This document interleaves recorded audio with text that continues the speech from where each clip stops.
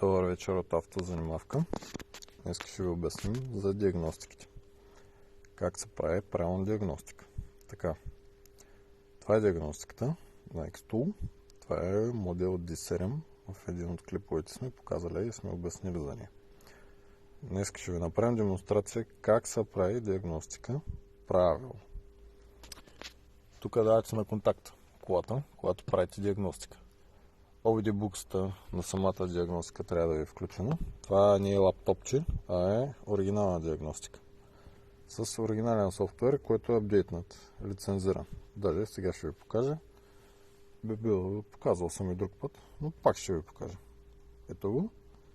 Лицензирано до 2026. Ползва се най-новите апдейтви и всичко му е както трябва. Сега даваме тук на AutoScan и изчакваме в момента. Диагностиката е свързана директно с интернет. Показваме и връзките тук.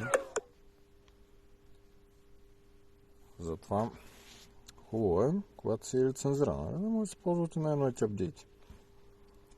Така, в момента сканира. Чуват се релетата как цъкат, което е добре. Сега, има едни неща относно диагностиката, които е хубаво да ги спазвате.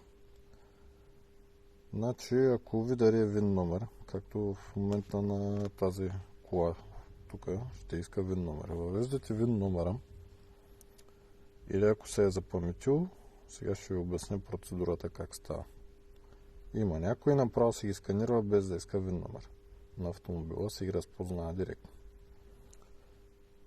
Но тук на моята, защото правя в момента на моя кола, ще ви покажа как става. И пак казвам, трябва да е лицензирана. Като не е лицензиран, няма да стане. Общо взето, като закачите с такава професионална диагностика, ето го, казва ви, че иска VIN номер на автомобила. Давате му OK и ви излезе тук за VIN номер. Така, аз като съм го запаметил, цъкам хикса и тук ми излезе VIN номера.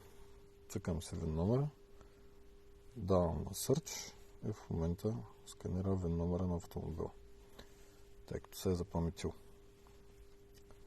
Сега иска да отворим. Може да се апдейтва до модел 2019. Може и други като цяло. Сканира абсолютно всички автомобили, има абсолютно всички база данни, тегли най-новите апдейти, така че ще ви направи качествена диагностика общо взето, но трябва да се работи с хубава диагностика. Може и много неща да се правят с нея, само да разбирате естествено. Това говорим за тези, които искат да си купат диагностика. А пък тези, които нямат възможност, искат да им се направи, може и да заповядат при нас. Ще съдействаме с диагностика. Така, показва тук информацията за автомобила, километрите колко са в момента на колата, VIN номера, годината, каква е марката. Давате OK. След което имате 4 опции. 5. Цъкате на AutoScan и почва да сканира абсолютно всички кодове на автомобила. Сега най-вероятно ще ни излезнат грешки тук, защото има някои проблеми, които не сме ги отстранили още. И някой път диагностиката не може да го направи това нещо. И се налага намеса на майстор, т.е. хора, които се занимават с автомобили. И естествено да разбират, защото ако не разбират, лошо. Диагностиката ви казва най-правилно къде ви е проблема, кое трябва да се отстрани, защото има някакви проблеми, не може да ги изчисти. Колкото и да е хубава, колкото и да е качествена, с самата диагностика някакъв път не се получават работи. Естествено лицензираните го правят, но понякога се случва така, че да не стане. Сега сканира се, за сега всичко изглежда нормално. Колата не е сканирана доста дълго време. И както се вижда, всичко си е OK. Преди това е закачана с други Сега няма да споменавам, защото не е хубаво. И показваше, че няма грешки. С моя закачам, с моя диагностика, естествено показва, че имаше грешки.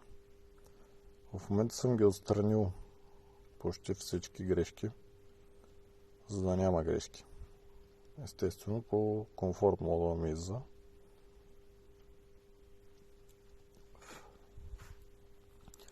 В момента свърши сканирането. Сега ще покажа грешките. Така, излизат ми грешки на лява врата. Там има проблем с микроключето, с заключването на колата. Естествено, скопчето на дясната врата за прозореца. Нещо няма хубав контакт, няма сигнал. Централното ми е заправени и грешки, които ги знам. Сега, когато цъкнете Clear All, т.е. всички грешки да изтрии, в момента тези, които излезнаха, тези ще се изтрият, ще останат двечки. Тези двечките, естествено, трябва да се търси вече проблема. Лявата врата, тя не работи, естествено. Знаем проблемите там. Те на вага обикновено са и и същи. Когато цъкнете пак Clear All, изчакваме.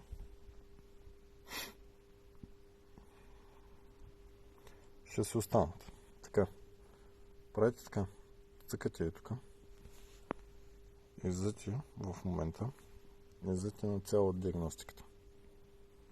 След което колата се пали.